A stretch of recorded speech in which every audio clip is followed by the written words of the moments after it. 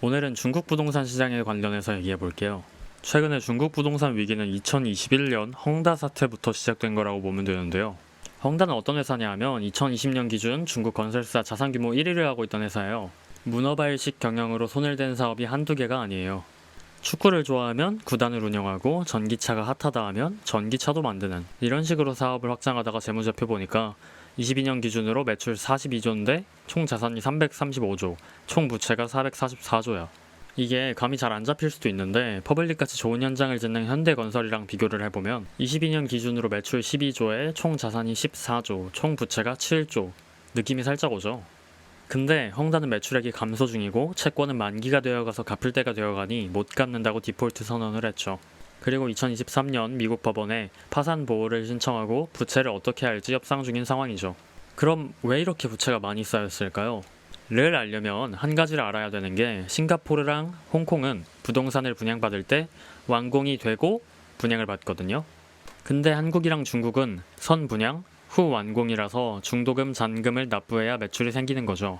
근데 납부하기도 전에 대출 규제니 부동산 규제니 해서 납부하기가 힘들어지고 덩달아 회사도 힘들어진 거죠. 근데 내가 돈 낸 회사가 망하면 내 돈만 날아가는 거잖아요? 헝다가 망할 것 같으니까 사람들이 중도금, 잔금을 납부를 안 하는 거예요. 그게 반복되니까 헝다는 점점 매출이 떨어지게 된 거죠.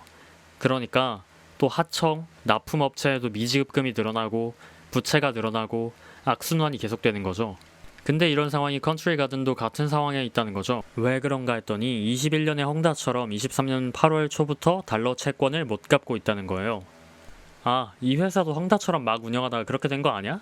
싶을 수는 있는데 아닙니다. 컨트리 가든은 주택, 아파트 건설을 위주로 운영되는 회사인데 지금도 3,100개 넘게 프로젝트가 진행 중이고 아직까지도 탄탄하게 운영되고 있는 회사였어요. 근데 헝다 사태 이후로 중도금, 잔금 납부를 안 하는 사람들이 쌓이게 되고 정부에서 부동산 규제, 대출 규제를 가하다 보니 비슷한 문제가 생긴 거죠. 그래도 탄탄하게 운영해온 회사다 보니까 중국 은행의 도움을 받거나 자산 매각으로 버티는 방법 정도는 가능할 거라고 생각해요, 개인적으로. 여기까지가 21년 헝다 사태부터 23년 8월 컨트리 가든 사태까지의 요약이고요.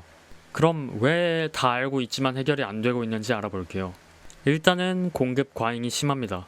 일선 도시라고 할 수 있는 북경, 상하이, 광저우, 선전 외에는 모두 공급 과잉인 거죠. 우리나라로 치면 서울, 경기, 부산, 인천에 사람들이 몰리고 있는데 강원도, 충청도의 건물이 엄청 올라가고 있는 상황인 거죠. 게다가 중산층은 구매보다는 증여를 하고 인구 감소 지표를 보면 수요는 위축 중인데다가 전국적으로 공실률은 30%를 찍은 상황이라 수급 불균형이 해소가 힘든 상황인 거죠. 이렇게 심각한데 왜 중국은 강력한 정책을 꺼내들지 않는 거냐 싶을 수도 있어요. 입주자들에게 도움을 주는 정책을 꺼내거나 개발업체 부채 탕감 쪽도 생각할 수 있을 텐데 말이죠.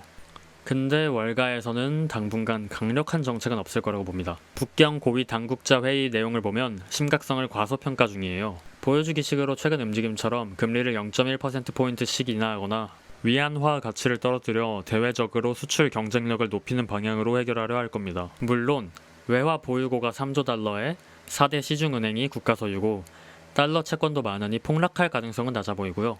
중국이 정말 분석 능력이 떨어져서 현 상황을 심각하게 보지 않고 있냐? 생각해보면 아닐 것 같거든요. 그럼 왜 망하는 걸 두고 보고 있냐 하니 20년도에 45개의 침실이 있는 런던 최고가 저택을 3천억 원에 매입을 한 경우가 뉴스에 난 적이 있거든요. 이게 누가 매수했나 확인을 했더니 실소유주가 헝다그룹 창업자로 나왔거든요. 부의 재분배를 중요시하는 사회주의 국가인 중국인데 이런 문제가 부동산 재벌들한테서 보였고 그래서 중국이 부동산 시장을 규제를 많이 하는 것 같아요. 추가적으로 바이두, 알리바바, 텐센트 같은 민간 기업들을 더는 압박하지 않는 방향으로 나아가고 있는데 부동산 투자 사업은 중국 경제의 25%를 차지하고 정부 전체 재정 수입의 56%가 토지 70년 사용권을 매각하는 것이다 보니까 이 사업을 국유화시키는 게 권력 강화에 도움이 될 거라고 생각하는 것 같아요. 되게 큰 수술인 거죠. 단기적으로는 침체에 빠질 수 있지만 장기적으로 보고 있는 것 같아요. 여기까지가 준비한 중국 부동산 사태에 대한 분석과 의견입니다. 오늘 영상 여기까지고요. 지금까지 필수였습니다.